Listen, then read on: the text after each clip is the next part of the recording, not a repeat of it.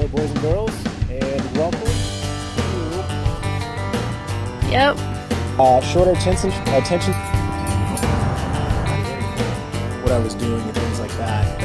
Hopefully it helps you out. You know, hopefully.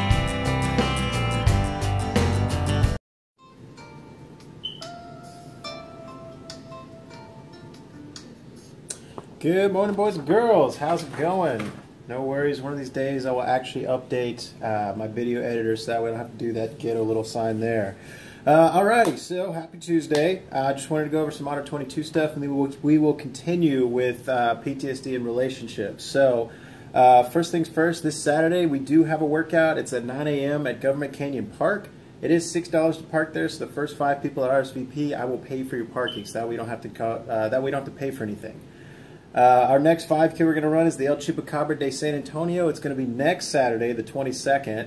And right now I still have 3 free tickets available to give away. So the first 3 folks that want to sign up, all I need you to do is go to our Facebook page, RSVP there, and let me know what shirt size you want, and I will get that taken care of for you. Our softball tournament, we are right now accepting any applications for teams that want to sign up for that. If you want to create a team, go ahead and get with EJ. And she will get you all the paperwork there so you can get it knocked out. And then finally, we do still have our t-shirts for sale. They're $15. They're red with black lettering, and they have we have all sorts of different shapes and sizes there. So guys, you want, go ahead and pick up a t-shirt. All you have to do is go to either our Facebook page or our website and place your order there. Okay, so the last 2 days we talked about PTSD and yourself and PTSD and your friendships. So today we're going to talk about how PTSD affects you and your relationship with your family. So let me go ahead and pull this up right now. So the other day we talked a little bit about PTSD and how it drives your life bus. Let me go ahead and erase this stuff here.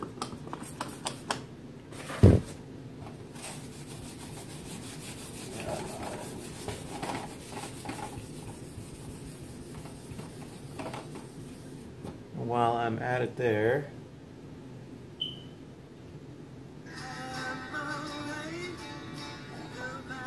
alright, so if you remember the analogy about your bus here,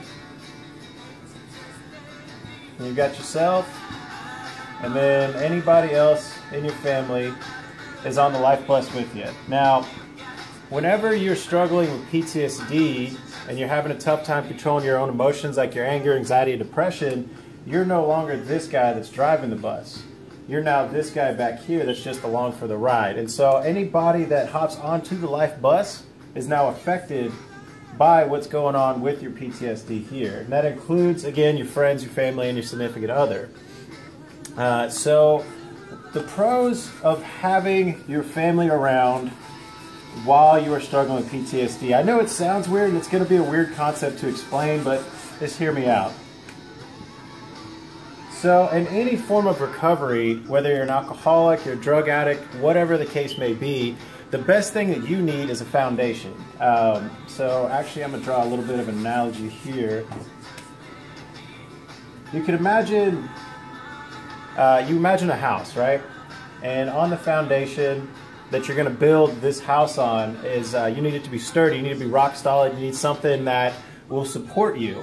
Because you're up here in the attic. So you need something that'll support you, and that's where your family comes in. Your family's always going to be there to support you. Now, a lot of people don't necessarily come from healthy relationships with their family, but at the end of the day, they are still your family. They've known you your entire life. They know you better than anyone out there in the world, and that includes your friends and your significant other, your spouse. So they're inside the house. They're what make up the little framework that keeps you up here in the roof off the ground, off of all this bad stuff down here. So whenever you're going through your own recovery, you have to form that support group. Now, family can be anything. It doesn't necessarily need to be blood relatives. Family is just the people that were there for you when no one else was. And so that, if you build a solid foundation down here with the family, then you can go ahead and add just your friends, your significant other, to help support you.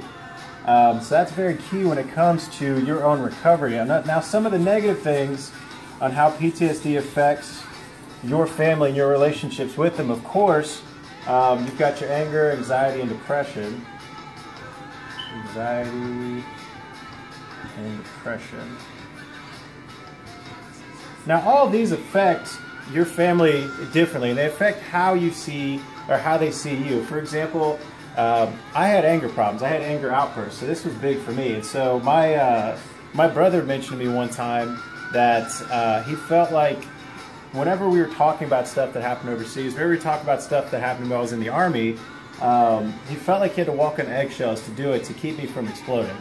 And then my dad brought that up similarly later. So you see how some of these symptoms here can affect your relationship with your family members, because now they no longer see you as like, oh, this is my son, my brother, cousin, whatever. Now they see, I wouldn't say it's a liability, but they're more cautious. They're a little bit slower to, how do I want to word this? They're there to support you, but at the same time, they have their own belief systems. They have their own values, and being angry with your family all the time, or being anxious or depressed around your family all the time, is going to affect your relationship with them negatively. And sometimes even just this guy right here, you know, a lot of people have said that when I came home I was a different man because I stopped going out. I stopped doing the things I used to love, and that's part of isolation, which leads back to depression. And some people have even said, hey, I don't even know you anymore, man. You know, you used to love to go out and go to bars and have a good time, and now you just want to stay at home. Who are you? So that's how that affects, you know, these symptoms here can affect your relationship with your family. So in summation, it's very important whenever you are going through your own recovery or through your own journey through life with whatever you're doing, not just PTSD, to build a solid foundation. Now, if you have a solid foundation with your family, that is the best place to start, is to start with your family, let them in, let them know what's going on with you, and let them know that you're looking for help, because they'll be there to help you. Now, if you don't have a solid foundation with your family, it's always important to try and find a foundation, you know, either through your friends, your significant other, because eventually those are going to be your new family. So hopefully you guys enjoyed that, 7-minute video on that. So let me go ahead and knock out these push-ups real quick, and we'll get out of here.